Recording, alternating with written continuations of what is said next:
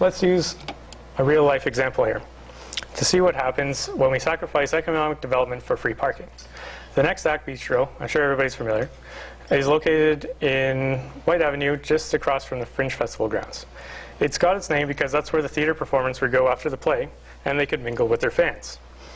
The restaurant is popular, and it's difficult to get a seat. So realizing the demand for their food, the entrepreneurs were looking for a way to expand to serve more people. And this sounds like great news. But their plans were stymied by the City of Edmonton because of lack of parking space to support their expanding business.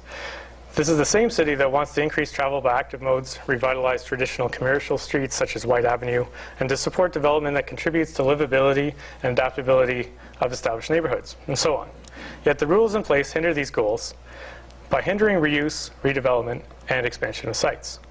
The result of these parking rules is that successful businesses can't expand on site, or they raise adjacent functional buildings to provide surface parking.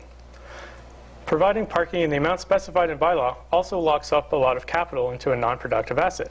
So instead of spending money on new ovens, or higher wages, or lower meal prices, or longer operating hours, they spend it to subsidize storage of somebody else's private property.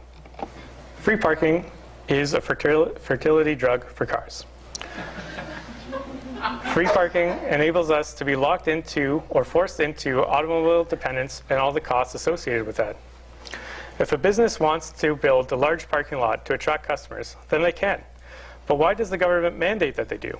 What if, as we saw with the Next Act, the business wants to appeal to a different customer, one who arrives on bike or one who arrives via transit? Eliminating minimum parking requirements doesn't mean developers won't provide off-street parking. It simply means that urban planners won't tell developers exactly how many parking spaces they must provide before they can get a building permit. Developers will provide the parking spaces they think buyers will buy. Lenders will also insist on enough parking spaces in the buildings that they finance. And nobody can solve a parking shortage in a successful city or a successful urban neighborhood, nor would the public like the results if someone attempted to do so. People are drawn to White Avenue and Old Strathcona and Garneau and other walkable neighborhoods precisely because they were not built to accommodate cars. Here are two more examples of repurposing parking lots for people. This is Latitude 53, and it has 5 parking spaces out front. But instead of parking, they wanted to have an outdoor patio space. They had to fight to get it, but eventually they received permission.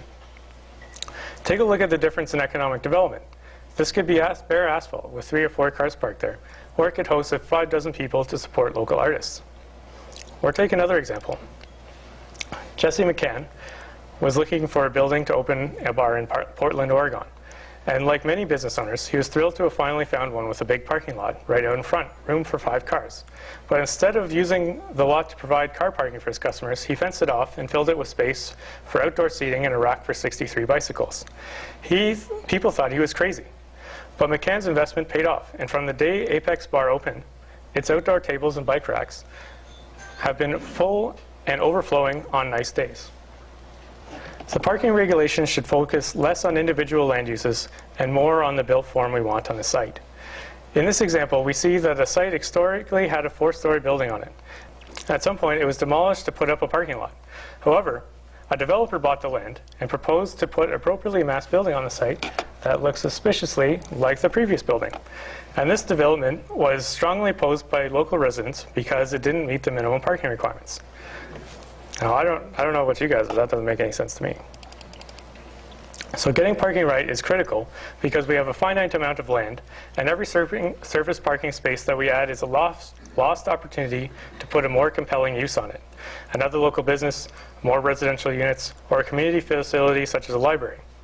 We're locking up our investment capital and urban land as parking, and after a certain point, the degree to which we commit to adding more parking puts a de facto upper bound on how big of a local business sector we can develop.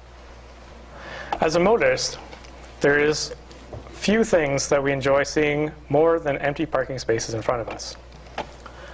But as economists, we need to recognize that every empty parking space that is out there, particularly in a parking structure, is a wasted $35,000 or so, or $400 per month amortized. So when we think about building parking structures, we need to think about and recognize that they are expensive, and therefore we need to make sure that we're building the right number of parking spaces, not too few and not too many. In cities where more cars means less room for people, unless we can stack those cars to fit into more space, or into less space. Parking structures are a valuable tool for being able to fit a lot of parking spaces into a small amount of land area. And urban parking structures are a valuable solution where land values are high and the need for parking is important. While parking structures are expensive in urban locations, where there is a market for paid parking, sometimes these structures can pay for themselves. In other locations, they will need to be subsidized.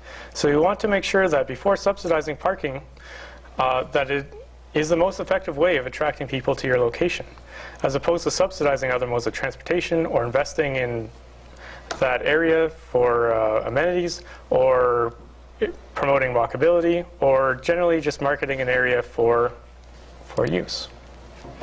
Telecom companies are great at making money, and one of their main strategies is to package a lot of different services together.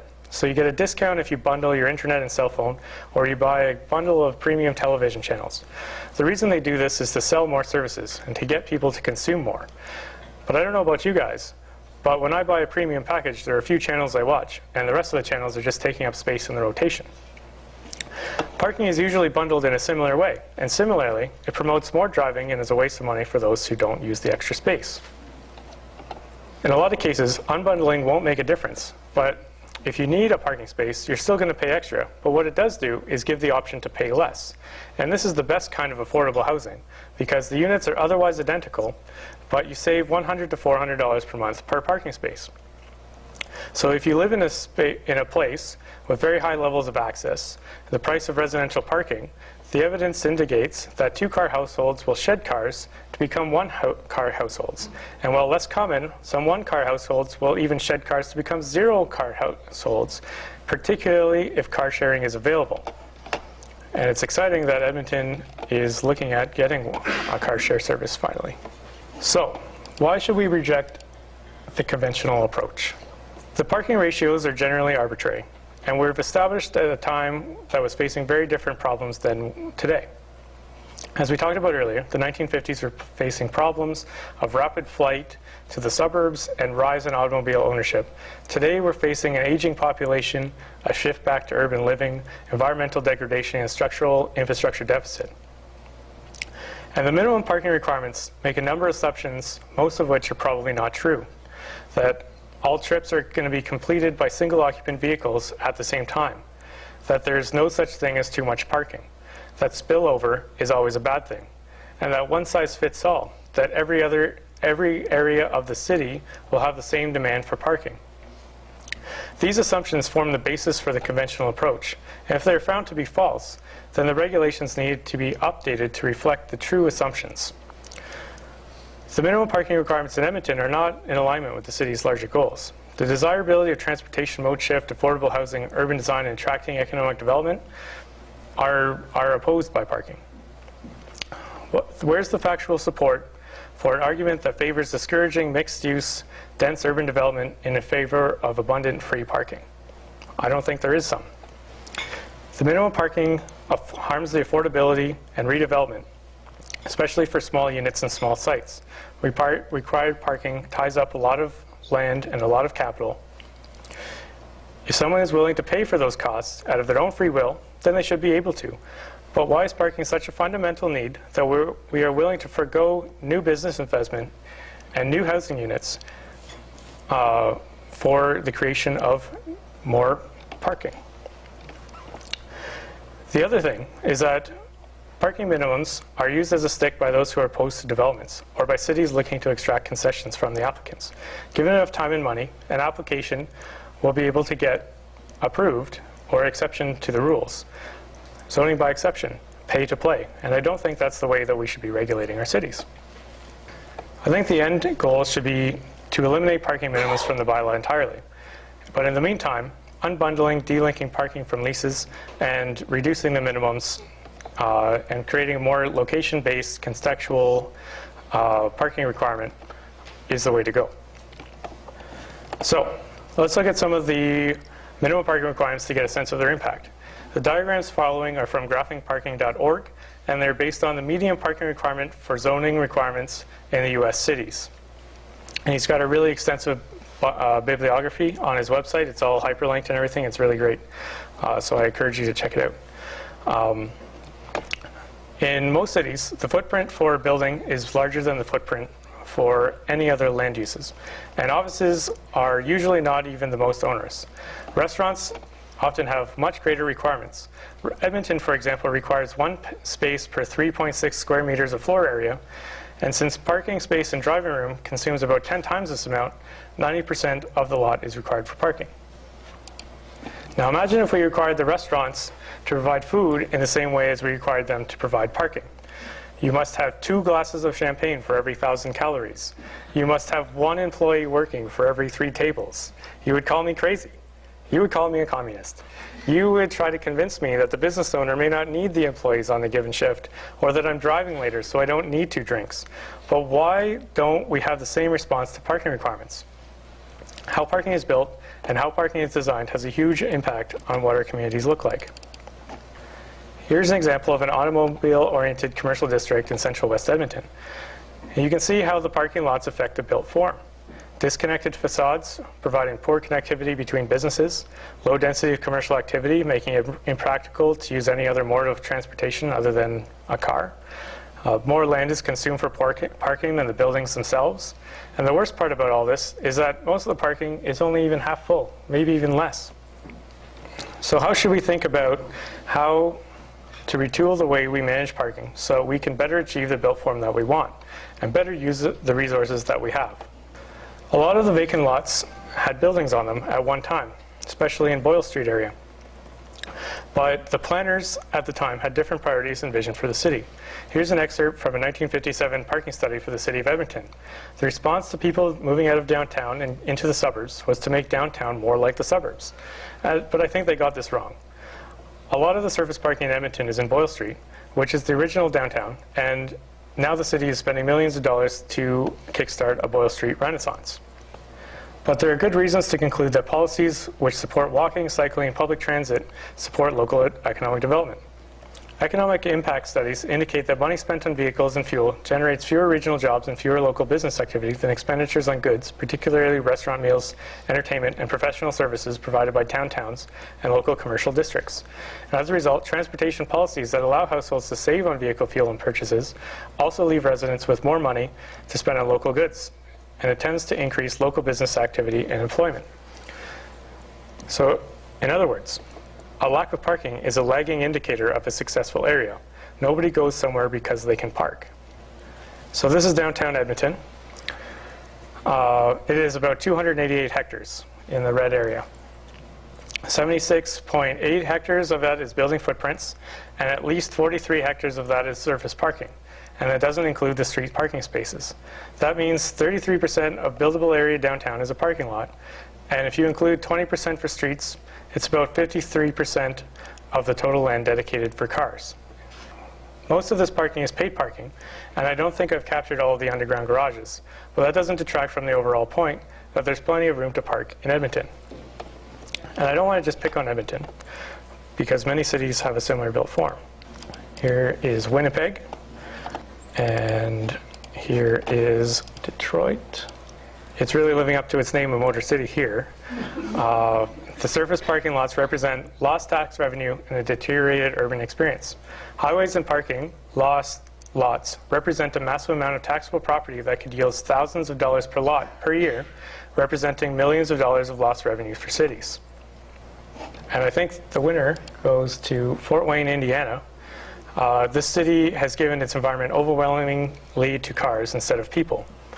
The substantial portion of the urban area that is set aside for vehicle storage has grave implications for the infrastructure, congestion, and taxes. The parking lots will induce demand for vehicle trips, putting more strain on transportation infrastructure, while at the same time not generating enough tax revenue to maintain the existing infrastructure that will support the buildings that remain. So there is enough parking.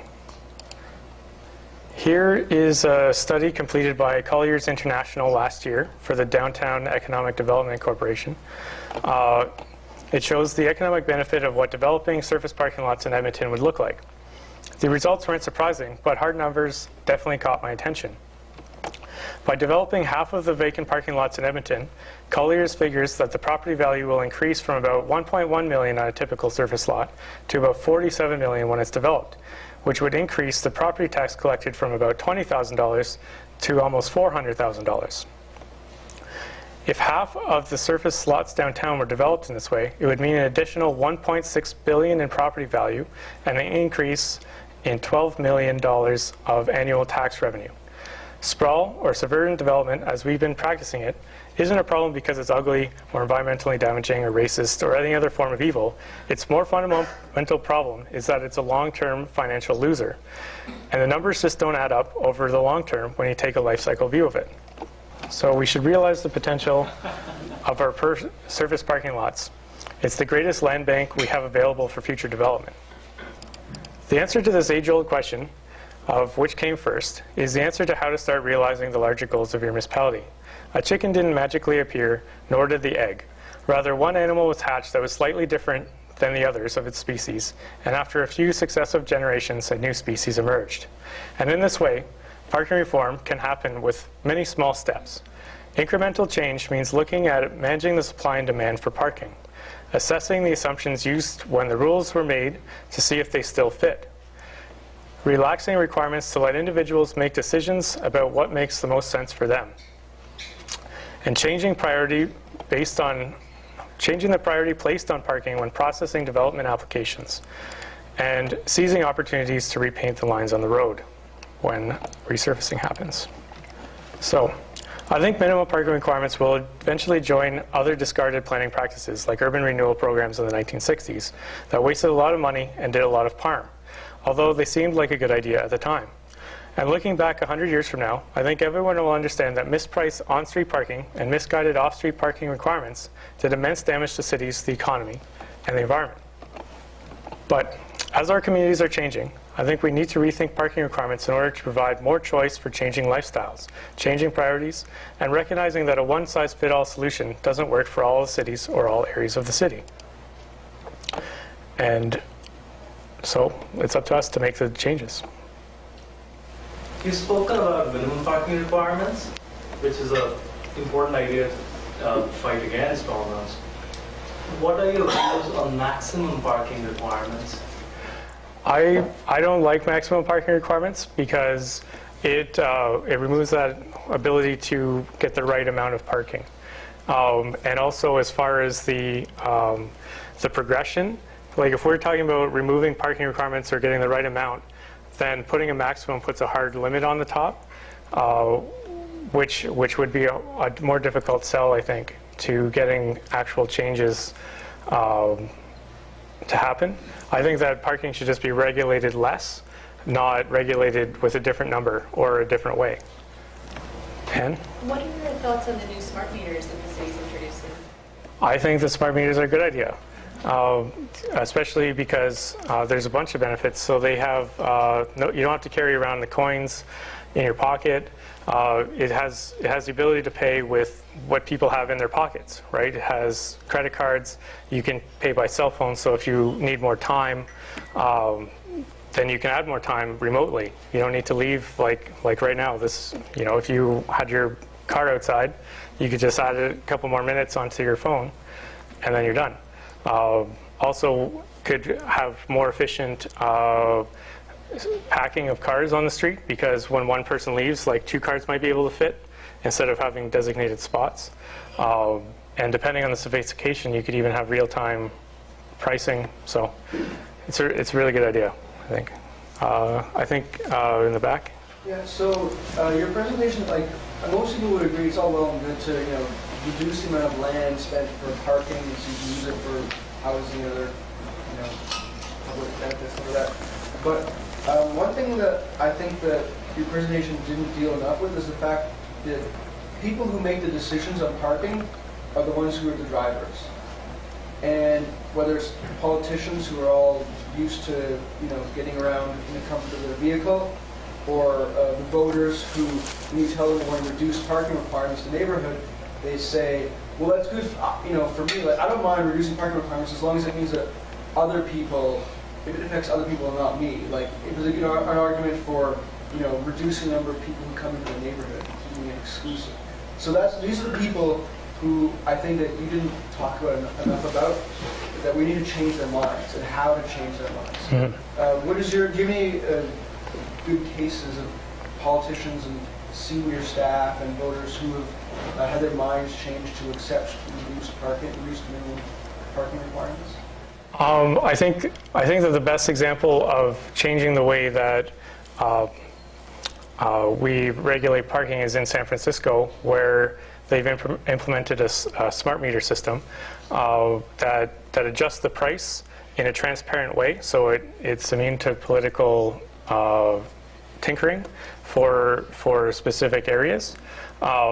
And definitely look into that. I can provide more information otherwise. But more generally, I think that the first thing in order to get this idea going, is to start with on-street parking, because if we start reducing the off-street parking, that's going to create the spillover effect that people were upset about and created the minimum parkings in the first place. So if we manage and regulate on-street parking appropriately in the first place, so with pricing, with proper ticketing, with just generally good management of our on-street parking supply, then that's the first step to having an off valve for any kind of spillover that might happen as we reduce the off-street parking requirements. And then eventually we can just remove the minimum requirements anyway, or altogether. So there's a larger presentation that I did at a conference that talks more about that, but that's the short answer in this time. I think Michael was next. I was wondering how wary you are of other municipalities that give sort of like if you provide one car share, you can eliminate 5 parking spots, and do you think that would work in Edmonton? Is there any I'm not sure if it would work in Edmonton. I know that Toronto did it, and I'm not familiar with how it worked, or how it's working out with them. I think that they had 1 per 4. Or was it 4? I can't remember. Yeah, but it was 1 per 4 or 1 per 5. And I think some of the issues with car share is security, it's access, it's visibility of the car, and so it would be probably a site-by-site basis decision on that, as opposed to being able to write. Like, I think it would be difficult to write a bylaw that says that, but so I'm not sure, basically. Brian? Thanks. I was really encouraged by your discussion of demand management, but disappointed in your answer to this gentleman's question about regulating maximum. Okay. I live in Garneau, the second most densely populated neighborhood in the city. Arguably, it has the largest concentration of students. To give you an example, there's a little 800 square foot bungalow near where I live.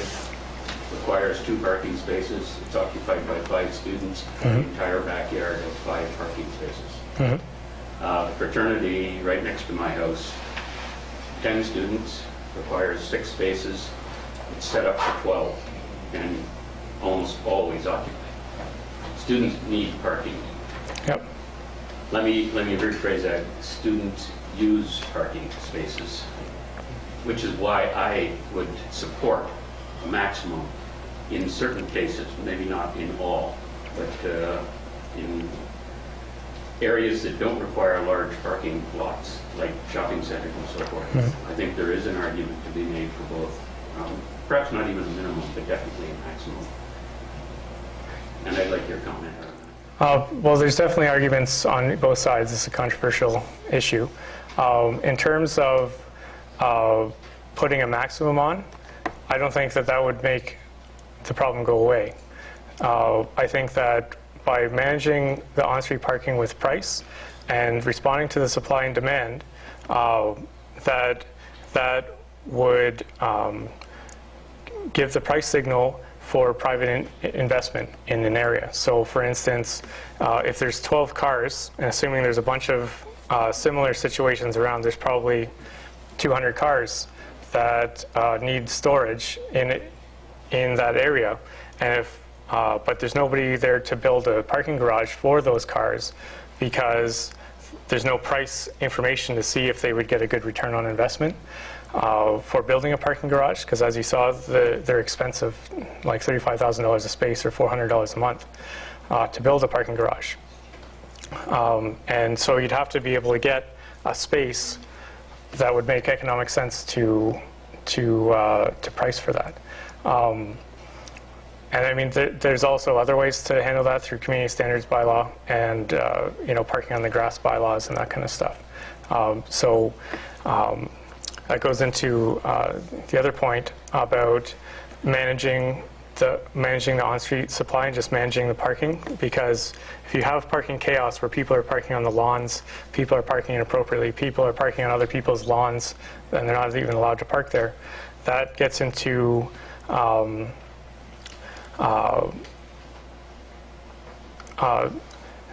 like you can have the best parking pricing system in the world, but if there's still a chaos in the market, then nobody's going to actually pay the parking because they can just go and park illegally right beside that paid parking space.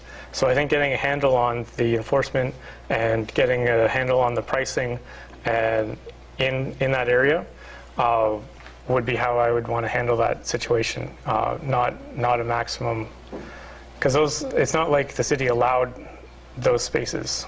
I don't think those are probably illegal. They're not? Okay. I was just going to ask, is it in the zoning bylaw or plan at all to change any of the parking regulations, like seasonal parking bans, for example, or sort it out so that we could introduce less?